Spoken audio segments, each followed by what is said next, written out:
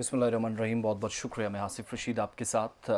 नेपाल के अंदर सूरत हाल इंतहाई ख़राब है। हुकूमत के ख़िलाफ़ जो मुज़ाहरे शुरू हुए थे उसमें अभी तक 1 दर्जन से ज़्यादा यानी कुल मिलाकर 14 लोगों की मौत हुई है। मरने वालों में ज़्यादातर नौजवान हैं, क्योंकि झड़पें हुई हैं और ये झड़पें दौरान एहतजाज हुई, हालात मज़ीद कशीदा हो गए। और ये जो जेन ज़ेड नाम से प्रोटेस्ट हो रहा है या एहतजाज हो रहा है, उसकी वजूहात जल्दी से मैं आपके सामने रखूँगा और फिर आपका ओपिनियन भी कि डेमोक्रेटिक सेटअप में या जमहूरी तर्ज अमल में किस हिसाब से स्टूडेंट्स के साथ, तंजीमों के साथ, तलबा के साथ डील किया जाता है। दरअसल नेपाल में जो मरने वालों की तादाद है वो 19 तक तो पहुंची है, लेकिन 14 स्टूडेंट्स हैं जो वर्दी में मारे गए। मुख्तलिफ़ कॉलेजों के, स्कूल्स के और यूनिवर्सिटीज़ के बच्चे इस प्रोटेस्ट का हिस्सा थे। और जो प्रोटेस्ट पीर के दिन यानी मंडे को शुरू हुए, पुलिस ने इन तमाम लोगों को मुंतशिर करने के लिए, हटाने के लिए आंसू गैस के इस्तेमाल का किया, वाटर कैनन का इस्तेमाल किया। फेसबुक, इंस्टाग्राम, यूट्यूब और एक्स जैसे जो सोशल मीडिया प्लेटफॉर्म्स हैं, इन पर सरकार ने पिछले दिनों एक फ़ैसले के तहत पाबंदी लगाई, जिसके बाद लोगों में नाराज़गी दिखी। मामला इतना ख़राब हो गया कि पहले इन लोगों ने कहा हम प्रोटेस्ट करेंगे, एहतजाज करेंगे, लेकिन पीसफुल रहेगा, पुरअमन रहेगा। लेकिन बाद में इन्होंने पार्लियामेंट के अहाते में कॉम्प्लेक्स के अंदर दाखिल होने की कोशिश की, जिसमें सरकार की जो फोर्सेस हैं उन्होंने ताकत का इस्तेमाल किया। और जो तस्वीरें मंजर आम पर आई हैं, बिल्कुल भी मैं आपको वो दिखा नहीं पाऊँगा ड्यू टू कॉपीराइट्स, और इनमें सैकड़ों लोगों का हुजूम रुकावटें हटाने के लिए जद्दोजहद करते हुए देखा गया, कोशिशें कर रहे हैं। इस दौरान फसाद मुखालिफ जो आलात हैं, उससे लैस पुलिस जो पहले से इंतज़ार कर रही थी ऐसी सिचुएशन बनी तो कैसे डील करना है, गेट पर जमा हुए और हुजूम को रोकने की कोशिश की। कम अज़ कम 19 लोगों के मारे जाने की तस्दीक हुई है, जबकि एहतजाजी मुजाहिरों में 14 स्कूली तलबा जो 1997 से 2012 के दरमियान जिनकी पैदाइश है, जिसको जेन जेड कहा जाता, वो एहतजाज कर रहे थे। दरअसल फ़ैसला पिछले दिनों सरकार ने एक लिया कि 26 मुख्तलिफ़ platforms, social media sites, Instagram, Facebook, जिनको सरकार ने बैन कर दिया। और सरकार के मुताबिक ये एहतजाज न सिर्फ बल्कि जो लोग प्रोटेस्ट कर रहे हैं वो लोग कह रहे हैं कि बदनवानी के ख़िलाफ़ एक तरह का ये सबसे बड़ा, आप कह लीजिए, प्रोग्राम था, एहतजाज था। और इन मुजाहिरों में ज़्यादातर नौजवान या जनरेशन जेड शामिल थे।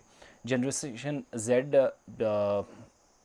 जो कि इस्तिलाह 1997 और 2012 के दरमियान जो पैदा होने वाले अफराद हैं उनसे मुराद है। और ये आबादियाती ग्रुप हज़ार साल के बाद जनरेशन अल्फाज से पहले आता है। और पहले डिजिटल बाशिंदों के तौर पर जेन जेड नस्ल, जो कि एक ऐसी दुनिया में आप सब जानते हैं परवान चढ़ी है जहाँ पर सोशल मीडिया के ज़रिए कई लोगों का रोज़गार भी चलता है।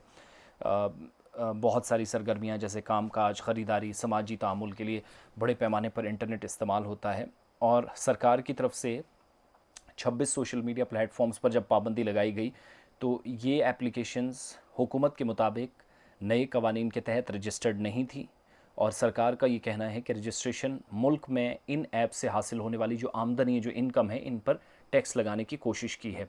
साथ ही जो लोग नाक़िदीन हैं, जो सरकार के ख़िलाफ़ इस फैसले के आते हैं, वो ये मानते हैं कि हुकूमत पर तनकीद करने वाला जो कंटेंट था उसको कंट्रोल करने की कोशिश नेपाल के अंदर सरकार ने की है। और सरकार के हुक्म के बाद जो 4 सितंबर को आधी रात के बाद सोशल मीडिया साइट्स को बंद कर दिया गया, जैसे ही ऑर्डर आया तो मज़ाहिरों में शिद्दत आई। नेपाली फ़नकार, अदाकार, कई मारूफ शख्सियात जो एहतजाजों की हिमायत में आए और तहरीक को इससे मज़ीद तक़वियत मिली। मज़ीद हालात ख़राब होने के आसार भी नज़र आए। और फ़ेसबुक पर नौजवानों की ज़रिए क़यादत तहरीक हरबंशा आचार्य की जानिब से की गई आम तौर पर अपनी हिमायत का इजहार बहुत सारे लोगों ने किया। और काठमांडू के अंदर इन एहतजाजी मुजाहिरों में अभी तक कुल मिलाकर 19 लोगों की जान जा चुकी है। अभी रात तक कर्फ्यू था 10 बजे तक, और उसके बाद उसको एक्सटेंड किया गया अगले 48 घंटों के लिए अमन व कानून की सूरत हाल देखते हुए। तो ये सूरत हाल इतनी अबतर हुई है कि सामने से गोलियां चलाई गई हैं, सामने से फायर ओपन हुआ है स्टूडेंट्स के ऊपर, जो लोग एहतजाज कर रहे थे, जो लोग प्रोटेस्ट कर रहे थे उन पर। तो सरकार से ये पाबंदी हटाने का फ़ैसला है। दूसरा, इन एप्लीकेशंस के ज़रिए सरकार न सिर्फ अपने ख़िलाफ़ यानी सरकार के ख़िलाफ़ जो कंटेंट या मवाद बनता है उस पर कंट्रोल करने की कोशिश कर रही है, बल्कि करप्शन जैसे संगीन इल्ज़ामात भी हैं, बदनवानी के इल्ज़ामात हैं। अब उसमें आगे चलकर क्या होगा वो दूसरी बात है, लेकिन फ़िलहाल सूरत हाल बहुत ख़राब है। और वज़ीर-ए-आज़म जो मकामी सतह पर एहतजाजी मुज़ाहिरों को रोकने के लिए पुलिस फ़ोर्स का इस्तेमाल कर रहे थे, उनके लिए भी मुसीबत बढ़ती हुई दिखाई दे रही है इन हलाकतों के बाद। और जो बांग्लादेश में हुआ था वैसे हालात यहाँ पर बन गए हैं, क्योंकि ज़्यादातर मारे गए जो अफराद हैं उनमें बच्चे शामिल हैं या फिर जिनकी उम्रें 18, 19, 17, 20 के आसपास हैं।